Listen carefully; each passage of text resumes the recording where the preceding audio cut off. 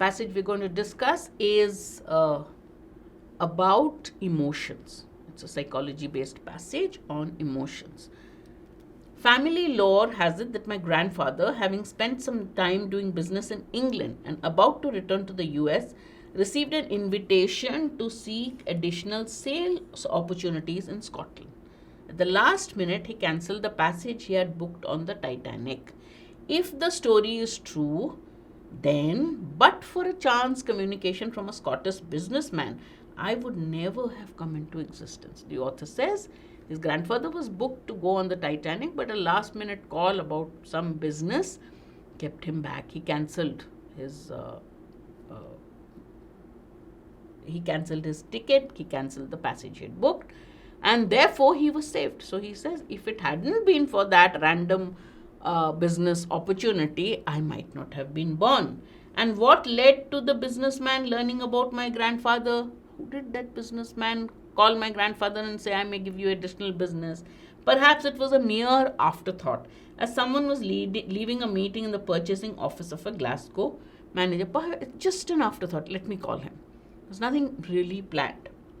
So this is the passage starts with a small narration. It's called an anecdote. When you start with a small story, a short incident, it's called an anecdote. So the passage starts with an anecdote, making the point of the author making the point that had that call not happened, had that business offer not come, additional business offer not come, I might not have been born, because my grandfather would have gone on the Titanic. He cancelled his passage on the Titanic.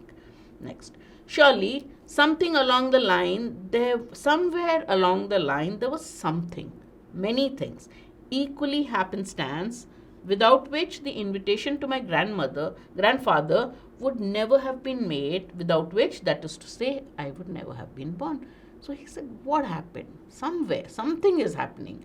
And many things, equally happenstance. Happenstance means coincidence. So things happen by coincidence, but the fact of the matter is that because if they hadn't happened, my grandfather wouldn't have been there, I obviously wouldn't have been born. We are here by luck. Now he's coming to the point. What's the point of this whole story? He says, we are here by luck, not by right or by necessity. Rudimentary biology reveals how extreme the situation is. My existence depends on the birth of a particular organism that could have developed only from a particular sperm and egg, which in turn could have been produced only by the particular organisms that produced them, and so forth. We are here by luck. And then he tells you how human birth itself is a very lucky event. In view of the typical sperm count, there's very little chance of my being born, given the situation that was obtained an hour before I was conceived, let alone a million years before. So human birth is a matter of luck, not of right, not of anything else. If you concentrate hard on the thought that you might never have been born, the distinct possibility of your eternal and complete absence from this world, I believe you too will find that this perfectly clear and straightforward truth produces a positively uncanny sensation. Can you imagine if you sit and think, what if I didn't exist? What if I hadn't been born? He said that realization, that thought will lead to a very uncanny, very weird sensation. You start feeling very strange. That's uncanny means strange. If an uncanny sensation indeed results from such reflections, it's something that just happens. So when that uncanny sensation comes, you may just, he says, shiver or shudder. It can't be evaluated as reasonable. You can't call this sensation, these reflections as reasonable or unreasonable. You can't classify them as reasonable or unreasonable. But emotions can be assessed in that way. You can assess emotions as reasonable or unreasonable. A hope may be misplaced, anger may be an overreaction, fear may be unwarranted. So all these, if you are just afraid of something, and many others may feel that the reason of that fear is not rational, like the phobias. They're not rational. So emotions can be explained or can be classified as reasonable or not, rational or irrational. I want to focus on the emotion of astonishment. So far it is just a preview, just something that, a hook to get you to the main subject. What is that? I want to focus on the emotion of astonishment. I believe that when one reflects on all the things that had happened exactly as they did in fact happen in order for one to be born, astonishment is a reasonable and appropriate emotion. Surprise, astonishment. Oh wow, this is a very reasonable emotion. As with emotions like hope, anger, and fear, the emotion of astonishment can be unreasonable if the associated beliefs or expectations are unjustified or unreasonable. So he talks of emotions and he says emotions can be called reasonable, but even emotions, even astonishment, can be unreasonable if the basis, the associated belief, the belief on which you base this astonishment is unjustified or unreasonable. One can be unreasonably astonished at flunking an exam having taken too high an opinion of one's abilities and readiness. Gives an example of an unreasonable hope or expectation. You think you are too brilliant. If somebody has an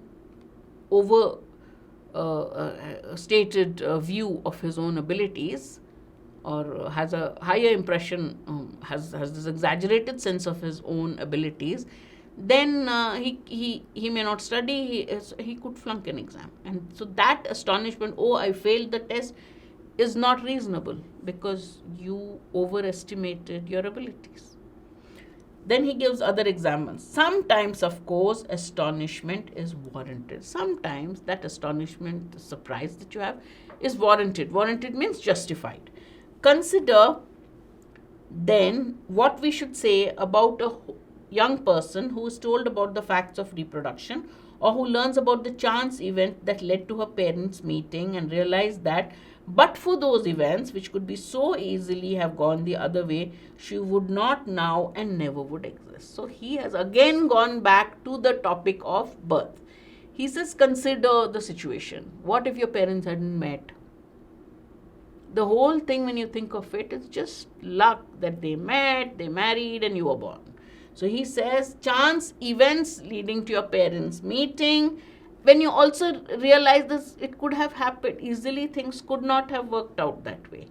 And that astonishment that you feel, he says, is warranted. For such a person, the emotion of deep astonishment at the very fact of her existence is an appropriate reaction.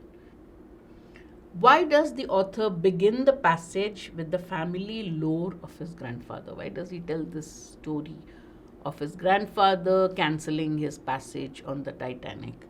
To point out the fact that his grandfather was fortuitous, to point out that his grandfather was lucky. Did the passage talk about his grandfather's luck? The passage is all about the author feeling astonished at his birth, his or her birth or existence.